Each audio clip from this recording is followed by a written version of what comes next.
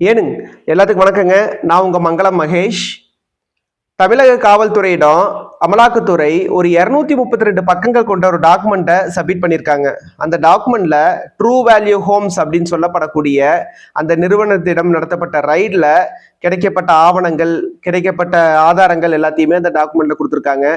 அதுல என்ன ஆதாரம் இருக்குன்னு பாத்தீங்கன்னா, MAWS அப்படின்னு சொல்லக்கூடிய municipal administration and water supply, அதாவது உள்ளாட்சி நிர்வாகம் மற்றும் குடிநீர் வழங்கல் துறையில காலியா இருந்த 2538 பணியிடங்களுக்கு தேர்வு நடைபெற்றது. அந்த தேர்வு அட்டன் பண்ண கிட்டத்தட்ட ஒரு 150 கேண்டிடேட்ஸோட அந்த அப்ளிகேஷன்ஸ், ஐடி ப்ரூஃப்ஸ், அப்புறம் இல்லீகல் மணி டிரான்சாக்ஷனுக்கான எவிடன்ஸ், அவாலா பண பரிமாற்றம் பண்ணுவாங்க இல்லையா, அதாவது ஒரு இடத்துல இருந்து இன்னொரு இடத்துக்கு பணத்தை கடத்திட்டு போறது, அது சம்பந்தப்பட்ட ஒரு சில ப்ரூஃப்ஸ் எல்லாம் கிடைச்சிருக்குன்னு எவிடன்ஸ் எல்லாமே தமிழ்நாடு போலீஸ் டிபார்ட்மெண்ட்டுக்கு இடி ஃபார்வர்ட் பண்ணியிருக்காங்க.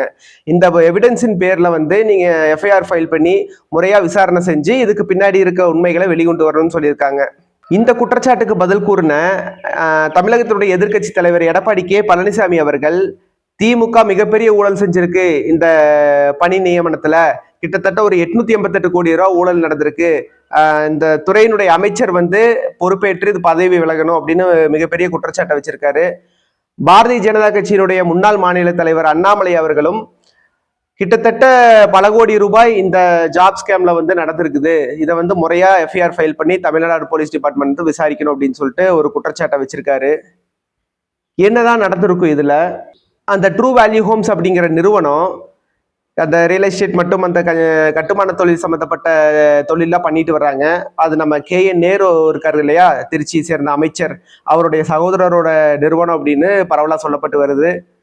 இந்த நிறுவனத்தின் மூலியமா உள்ளாட்சி நிர்வாகம் மற்றும் குடிநீர் வழங்கல் துறையோட அமைச்சர் நேரு அவர்கள் பாத்தீங்கன்னா என்ன சொல்லியிருக்காருன்னா, ஊழலுக்கும் எங்களுக்கு சம்மந்தமே கிடையாது, எங்க மேல எந்த தப்பும் இல்லை, நாங்க ஒரு தப்பும் பண்ண கிடையாது, இதெல்லாம் அரசியல் காழ்ப்புணர்ச்சியில எதிர்கட்சியில் இருக்கக்கூடியவங்க எல்லாம் எங்க மேல அவதூறு பரப்புறாங்க. இந்த 2538 காலி பணியிடங்களுக்கு அண்ணா பல்கலைக்கழகம் தான் தேர்வு நடத்துறாங்க. கிட்டத்தட்ட 38 மாவட்டங்கள்ல 591 தேர்வு மையங்கள்ல 1 லட்சத்துக்கு மேற்பட்ட நபர்கள் இந்த தேர்வு அட்டன் பண்ணியிருக்காங்க. ஆனா ஒருத்தர் கூட கம்ப்ளைண்ட் ரைஸ் பண்ண கிடையாது. எல்லாமே ஃபேர் அண்ட் ஃப்ரீயா இந்த எக்ஸாம் நடந்தது. எதிர்கட்சிகளாம் தேர்தல் நெருங்கிறதுனால, எந்த காரணமும் இல்லாதனால எங்க மேல பொய்யான ஒரு அரசியல் காழ்ப்புணர்ச்சிக்காக இந்த குற்றச்சாட்டை எங்க மேல வைக்கிறாங்கன்னு சொல்லியிருக்காரு.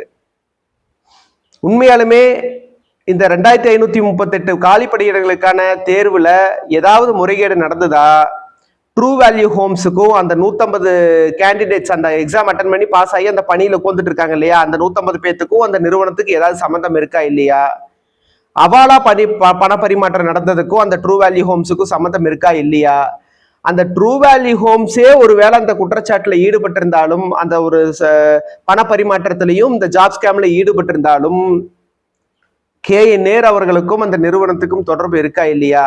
உண்மையாலுமே ஊழலே நடந்துதா இல்லையா அப்படிங்கிறது முறையா தமிழக காவல்துறை அந்த கேஸை ஃபைல் பண்ணி முறையான ஒரு சார்ஜ் ஷீட் ப்ரிப்பேர் பண்ணி என்ன நடந்ததுன்னு இந்த செய்திக்கு பின்னாடி இருக்க அந்த முகாந்திரம் இருக்குல்ல, அந்த ஆதாரங்களை வச்சு விசாரணை செஞ்சாதான் தெரிய வரும்.